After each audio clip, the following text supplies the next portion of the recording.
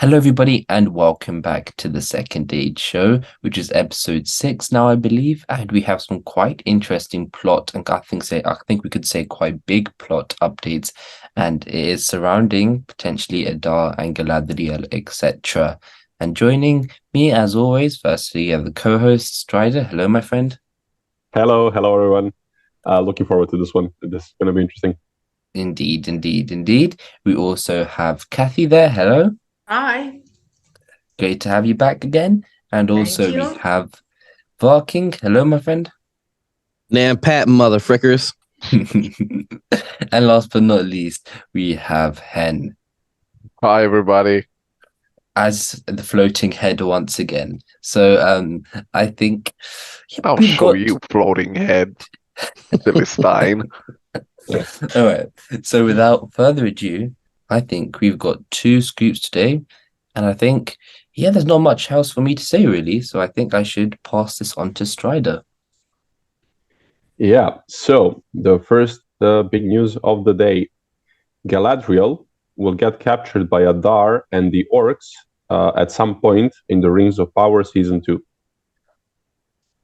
So I guess this is like the first pretty big plot point, actually, that we are sharing for the second season. So how do you all feel about it? Cathy, what do you think of this? Okay, so I find capture plot generic when the capture character is somebody that we know 100% is going to turn out okay, right? So I can't say that I'm terribly excited about this, but at the same time, that's what we know, only that she is going to be captured by Adar. So maybe probably there is more to that that's going to be interesting on the screen. So I'm on wait and see, like side. So we'll see. But right now I can say that I'm terribly excited. Well, let me hop in and tell you why I am pretty excited for this. Because during season 1, we had the role reversal where we had Galadriel and all them interrogating Adar in that makeshift barn. And to me, that was one of the better scenes of that episode. And it's one where I really liked the presence that Galadriel had on screen there. But I loved that in that moment, like that was no matter what she said or tried to do to get under Adar's skin, she just could not do it. Even though he was the one tied up, he was the one captured. It always felt like in that conversation, he was the one that more or less had the upper hand. And now we're going to get the reversal of that.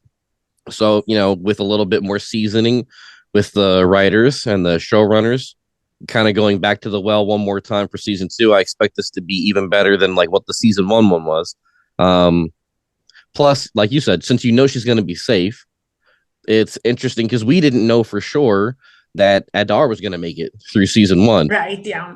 We're all really confident Galadriel is going to live through season 2. So it becomes a question of who might come save her, or how will she get out of it, or maybe they come to some sort of understanding and Adar has he has his face turned and he goes from being the bad guy to a good guy. Yeah, that's a good point. That's a lot of possibilities we can have with wrestling terms. I see Harry smiling. I enjoy some AEW, but there's a lot of it's a small bit of text that we have here, but there's a lot of possibilities that can come from it, and I'm pretty excited about it. Yeah, I mean, like, I understand your point because the suspense isn't whether she's going to make it. Obviously she will, like the suspense is how everything will unfold. And like you said, like there's so many there is room for surprises. Like we don't know the outcome, like what's going to happen. So yeah, that's a great point. So I'm getting more exciting now. Thank you.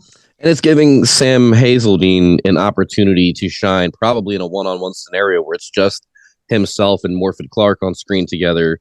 And because we didn't know for sure when season 1 ended how big of a role Adar would have, it sounds like he still has a significant role for season 2. So that's pretty cool too.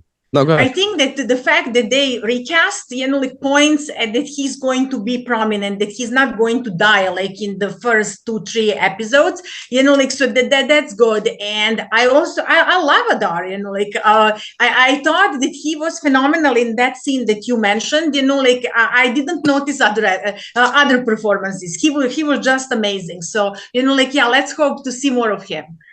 Mm-hmm. Yeah, I mean, Adar, that scene with Adar and Galadriel was one of the best moments of the first season. So it's going to be very cool to see, especially how the new actor will actually take this burden of having to live up to what happened in the first season. Hen, what do you think about this? I do think we talked about this actually yesterday. I do think that they're probably in their head, they're thinking about, it will be a great reversal of the scene in season 1. Until you said it, it didn't occur to me that, right, it is a reversal, except they changed an actor, which would be, we have to see how that works out, but it certainly, puts a dent in the parallelism. Yeah, I mean, you have to see how it plays out, I think. So it's not an inherently bad idea, unless for me, if they go for Adar is now a good guy because you can murder lots of people and then have a change of heart and everything is okay. I hate it when movies and shows do that. Yeah, hopefully he could get. It would be not hope, but it would be interesting if he got some sort of like a redemption arc, but not that as you said, cliche. Oh yeah, you were just killing I so mean, many people. the usual is like he dies, but he dies for the greater good. So now we're supposed to feel sorry, but I don't like that either, because it's just a very. But we'll have to wait and see. I don't know that's the other part. Yeah, I was gonna say the other part that we haven't talked about really is like we're talking about once she is captured, what the scene will look like, the actors involved. How does one capture them a Galadriel? After season 1, she's around, I assume, the other elves and hanging out in their areas, and they would have to, like, I would assume, catch her off on the road while she's like riding by herself, or invade somewhere, maybe be part of a battle. I'm assuming it's part of the battle, the big battle.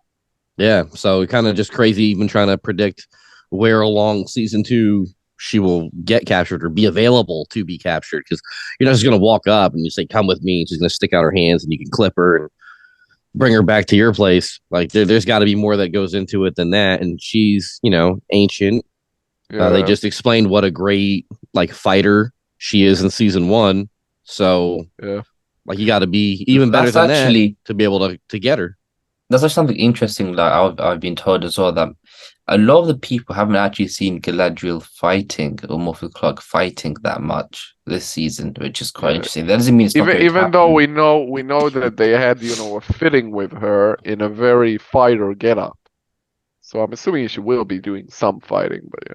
Mm-hmm. But maybe not for that scene, because we've seen them in a getup for something else, right? And I'm also thinking, about the capture. Maybe she was captured by exchange, when the character sacrifices themselves and said, take me, don't take that other person, or they say, we are going to kill them if you don't come with us, and she's like, yeah, I'm coming with you, so that's one thing. And another thing, what I'm interested in, I assume that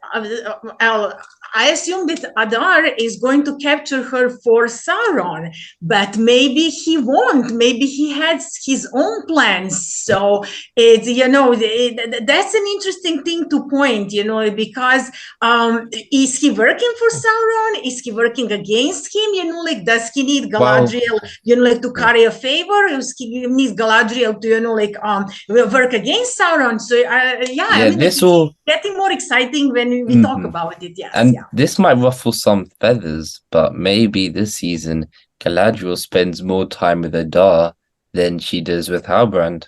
Maybe that is. I don't expect her to spend more time with Halbrand now as well. Imagine that.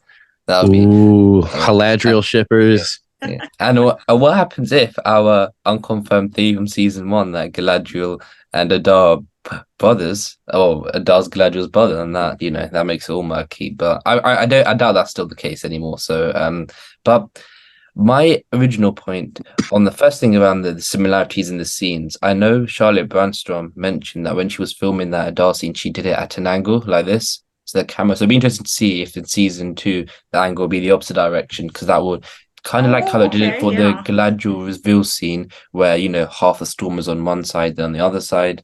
And when they first met the storm was on the other side, which was under like Halbrand, to show that he is evil. So maybe there'll be some nice camera trickery there.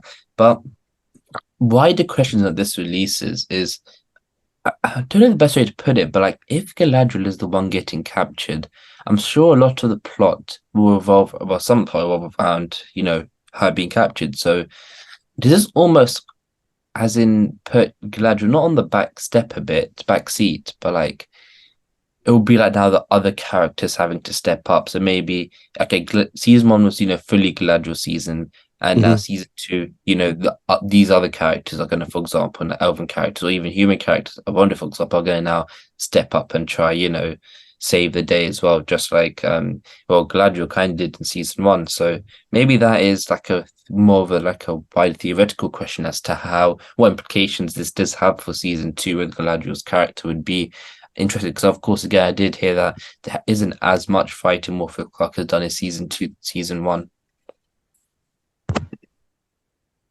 Yeah, I like it. And it gives the opportunity for some other characters to get more screen time. And I think that's what a lot of people requested after season 1 is like, we bounced around a lot. So we didn't really get to spend too much time with any specific characters outside of Galadriel. So maybe, like Cathy was saying, maybe little Theo gets captured. And then he's like, Galadriel, please, switch spots with me. We breathe in smoke together. We breathe in ash. You know me. I'm a good kid.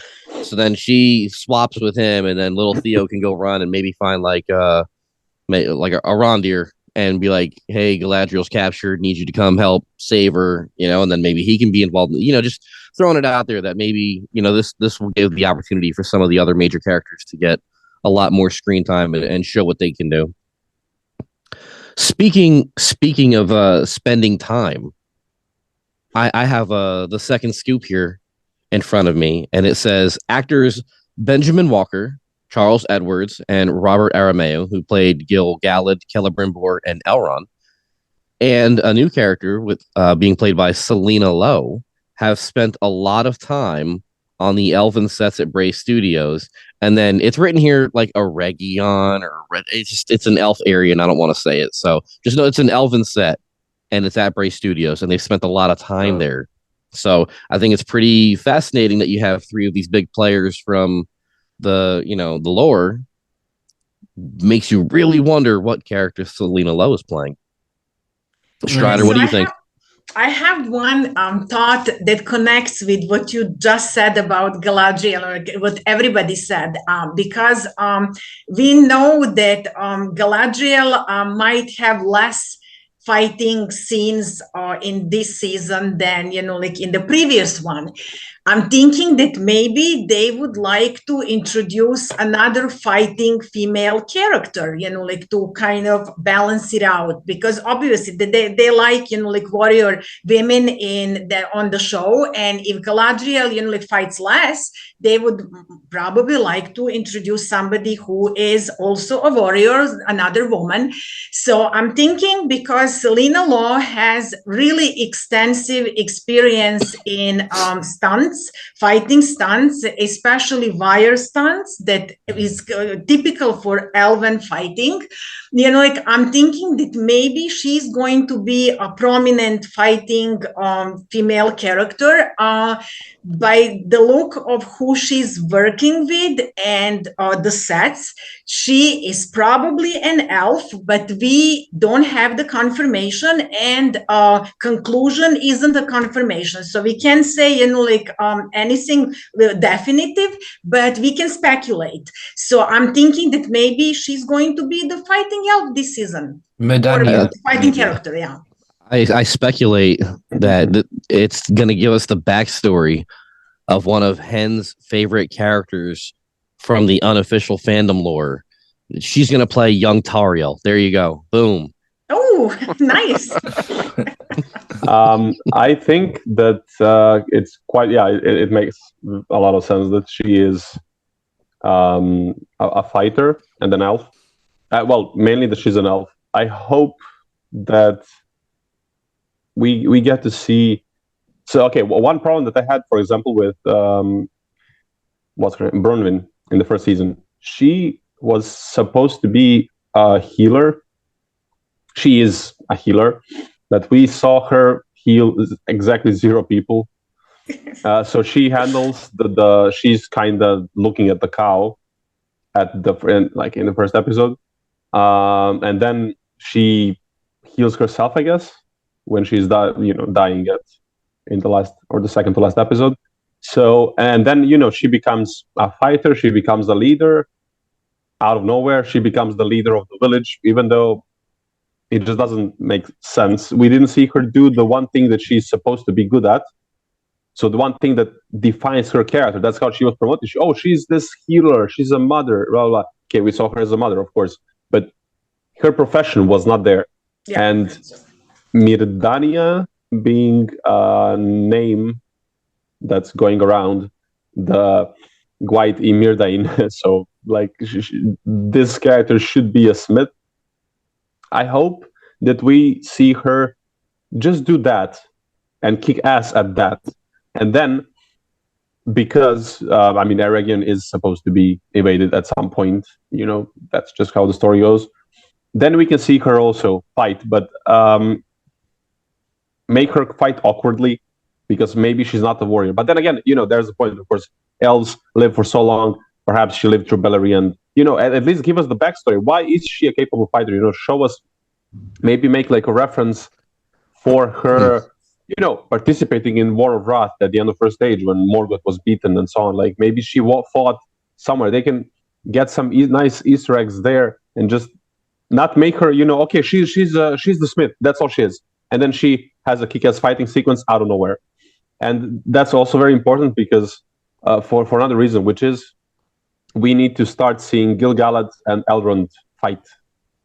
Of course, we also need to see Celebrimbor fight. So we have these 4 characters in a scene together, 3 of which we know they have to be fighters. Like Gil-galad is the king. He has to take down Sauron, so yeah, eventually. Yeah, like he needs to start building up his rep. We need to start feeling for him. We need to start being impressed by his character, because we need to feel the pain when he gets inevitably scorched by Sauron's hand. So, and we need to see Elrond. We need to see Elrond become. You hear it here for the first time, everybody. Yeah, this crazy theory, but it might pan out. And we need to see Elrond, start becoming this commander, which I think for his character arc so far was pretty nice. Elrond was one of the peaks of the first season. So I hope that whoever Selena Lowe is playing, because she will probably be an original character, like 99%, we need justice for actually Tolkien characters. They need to have time to shine and show us who they are. We need to start feeling for them, because if Celebrimbor bites the dust, I'm sorry, I'm going on, but if he bites the dust at this season, for example, then I want to feel that. And in the first season, we didn't get much of him. So yeah, I think I just hope that she doesn't overshadow the actually Tolkien characters. I think Selena Lowe is a partially corrupted orc, which would explain like the kind of like the stunt background that she has. And it's Halbrand / Sauron who is going through the process to corrupt her.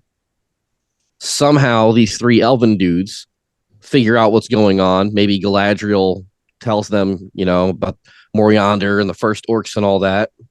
So they go to get her away.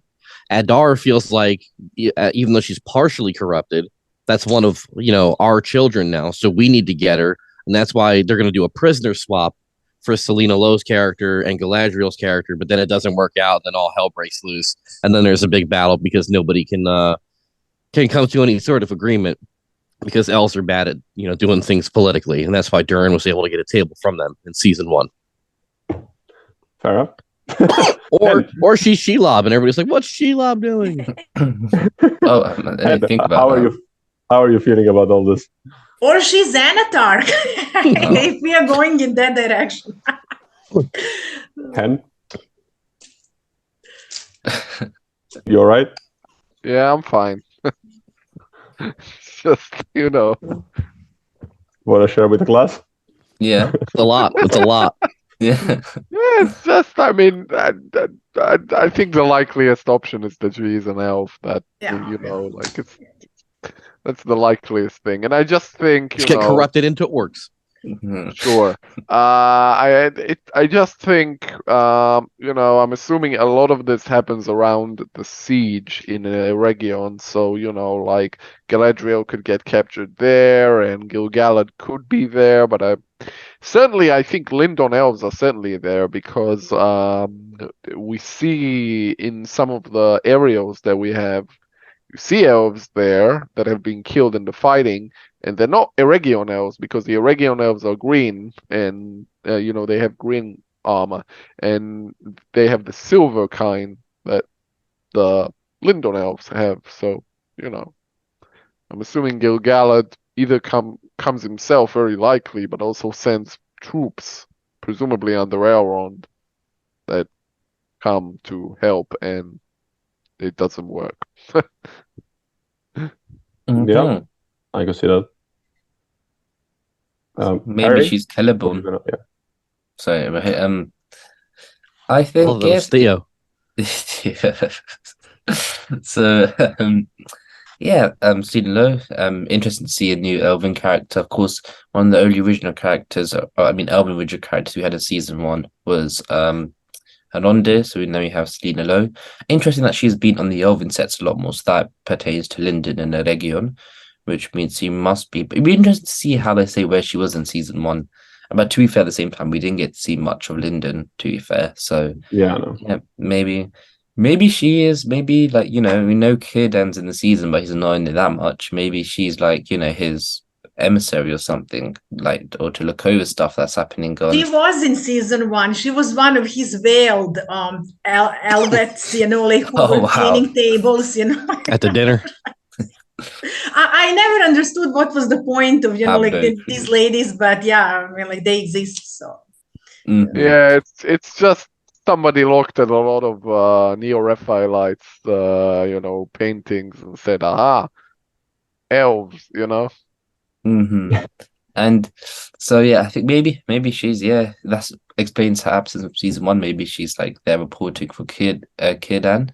So I think that could be an interesting possibility. But except for that, it'd be interesting to see, of course, if she's an elf, which is most likely.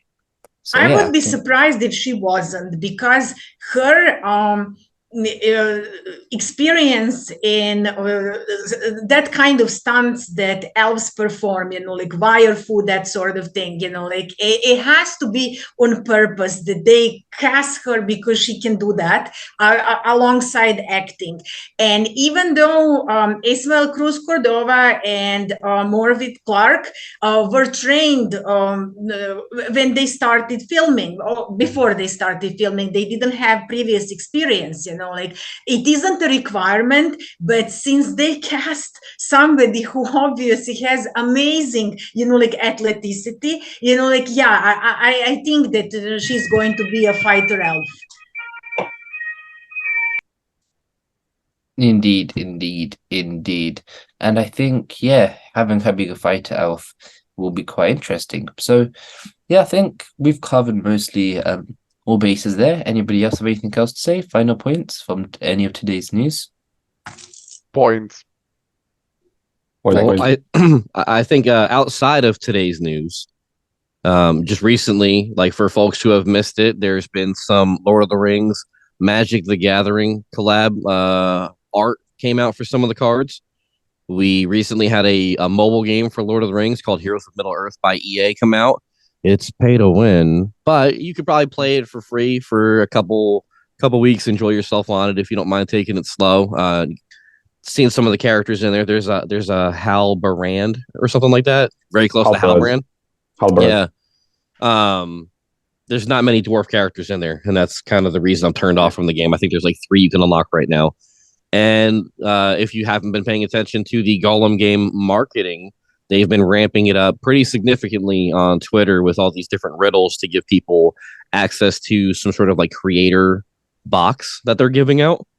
And at one of the upcoming conventions, I'm going to miss it because I don't have it pulled up in front of me. But Return to Moria, the dwarven game set in the Fourth Age, looks like they're going to have a little bit of news coming out here soon, but I don't have the date in front of me. I'll find it. We'll tweet it out afterwards at some point. But there's a lot of Lord of the Rings news going on. And then don't forget, we still have War of the Rohirrim coming up. All the news from WB about what they're going to be doing with the IP. And, you know, the closer we get to season 2 here for Rings of Power, the more news, the more leaks we're going to find, the more scoops we're going to have. So just stay tuned. There's a lot of Lord of the Rings news coming out. Yes. Yeah. Lots of stuff. I like liking stuff. So I think, that will be, always be here delivering with the latest news updates and discussion around it all. So thank you, Strider. Always a pleasure. Looking forward to the next one. Indeed. Thank you, Cathy. Thank you, Viking.